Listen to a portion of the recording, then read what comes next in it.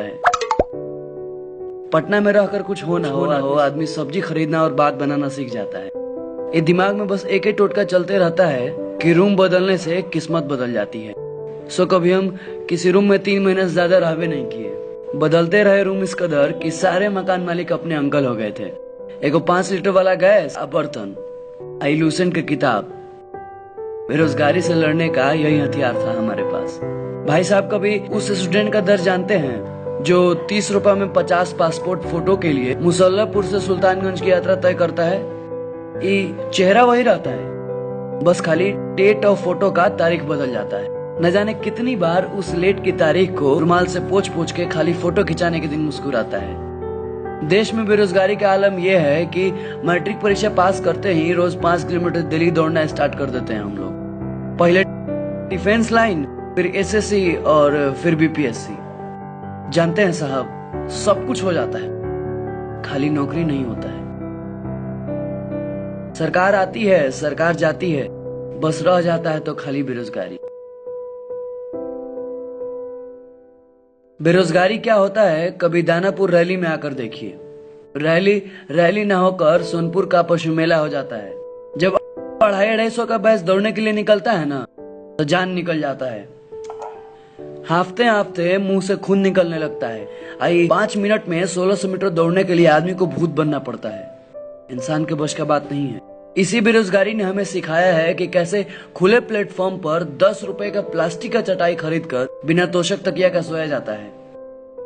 बेरोजगारी का नशा ऐसा था कि क्या कहें आपको। जीके जीएस का फॉर्मूला पूरे रूम में चिपकाए रहते थे और एंटोसाइनो को तो शैम्पू नियन अपने सर में लगाते थे।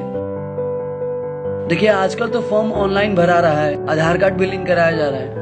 न तो पहले 3-4 जगह से फॉर्म अप्लाई होता था कि कहीं से न कहीं से कॉल लेटर आ जाए। घर का पता बदल कर कितनी बार आवासीय प्रमाण पत्र बनवाए हैं, ये बस छपरा का चहरी जानता है। मैट्रिक का परीक्षा पास करते ही कहीं और से फॉर्म भर देते थे मैट्रिक का कि एगो एज खत्म हो जाए तो दूसरा तैयार रहे। ये पटना के गलियों में स्टूडेंट्स भरे पड़े हैं। सुल्तानगंज महेंद्रू से मखनिया कुआं तक खाली स्टूडेंट्स मिलेंगे आपको। बेगना पहाड़ी के पास तो दीवार नहीं, खाली पोस्टरे दिखता है। ER फलाना, DR फलाना, सबका अपना धंधा होता है भाई। नौकरी के लिए 40 तक मुंहजबानी पहाड़ा, 50 तक स्क्वायर सब याद है। साला समझे में नहीं आता था कौन सा इम्पोर्टेंट है और कौन सा अनइम्पोर्टेंट। एक बार दीदिया के ब्याह में हमारे SSC के एग्जाम लड़ गया था। हम ब्याह में नहीं गए कि क्या पता नौकरी इसी परीक्षा में मिल जाए। शाम को जब घर लौटे थे ना, तो बहुते रोए थे, कहे कि साला कोनो ठेकेदार पहले ही पेपर आउट कर दिया था। एक पढ़ाकू बेरोजगार के लिए सबसे बड़ा त्याग था ये, अपने रोजगार के लिए।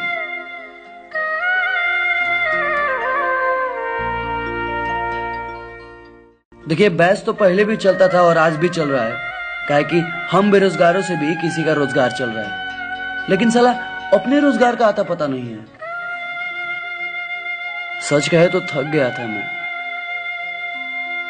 अब इम्तिहान नहीं दिया जाता था मुझसे, अब तो मेरा ही इम्तिहान हो रहा था।